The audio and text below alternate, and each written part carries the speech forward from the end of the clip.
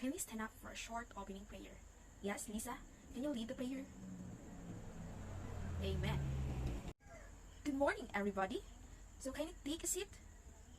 Hi, everyone. So are you ready for what we're going to learn for today? Alright, absolutely great. Alright, it seems you are very excited for our learning for today. Absolutely great. Now, can you align your chairs and pick up some papers under it? Let's take a look if everybody is here. Isn't everybody present today? Alright, it seems you are very excited for our learning for today. Absolutely great. Before we start, can you recall something about our lesson last meeting? Yes, Clyden. Very well said, Clyden. Before we start to discuss our new lesson for today, so let's have a group activity first. So let's count 1 to 4 and everyone, let's meet or you can meet your groups according to your numbers.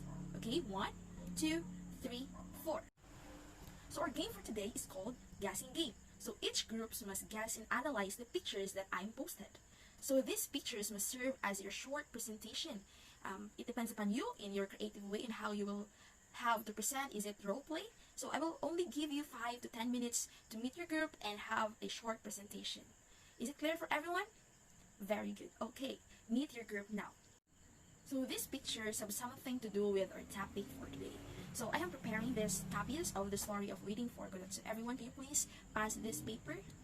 Okay, so I'm gonna have the short summary for this story. So you have guided by the story, so you need to read it. So this story is only exists of those men who are Vladimir and Estragon. These two main characters are being consistent of Waiting for Godot, and they met for that in the specific place wherein there is a tree. As you can see in the pictures a while ago when I posted there that there's a 2 men with a tree. So that tree and that 2 men are Vladimir and Estragon. So they are only waiting for Godot, but Godot is not coming.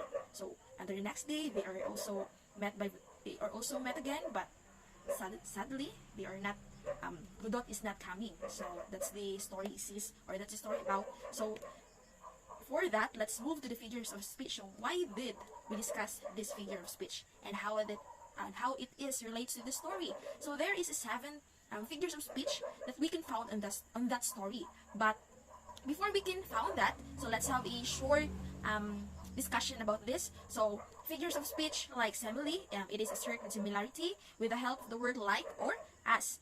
And also with a metaphor, it is a word or phrase that being applied to an object or action in which is not literally applicable. It is also comparing, but it is not same with the simile that are using with the word like or as. However, in alliteration, there is also a repetition of the same sound or letter and the beginning of words in the phrase, so repetition of sounds. Next is paradox. So in paradox, it appears to be self-contradictory but actually reveals something truthful. In the hyperbole, it utilizes extreme exaggeration or exaggerated to emphasize the certain quality or feature.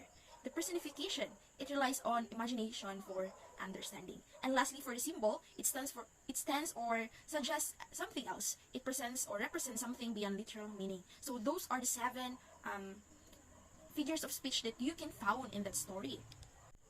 Who can expound the story of Godot? Okay, very good. Next, what have you learned from this story?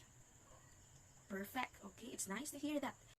Have you observed a figure of speech in the story? What is it? So for today, I want you to meet your group again, and also you need to analyze and extract the quoted lines from the story, which is Waiting for Godot, and you need to find or to get those sentences that shows the figures of speech. And I want you that each group will be assigned a reporter for this one to explain in the front and how did you analyze and what is the figure of speech in that. I think everyone understands our topic for today. So for the last activity before we end our discussion or our subject for today, I want you to sit properly and prepare a 1 whole sheet of paper because I want you to make a reflections about the story of Godot. So what will you do is to apply the figures of speech that's suitable for your reflection. So it depends upon you and how will you expound and how will you reflect the story in your own understanding and what are those figures of speech that you can apply in those reflections. So thank you class for participating in learning our topics for today. So hope to see you again tomorrow. Goodbye.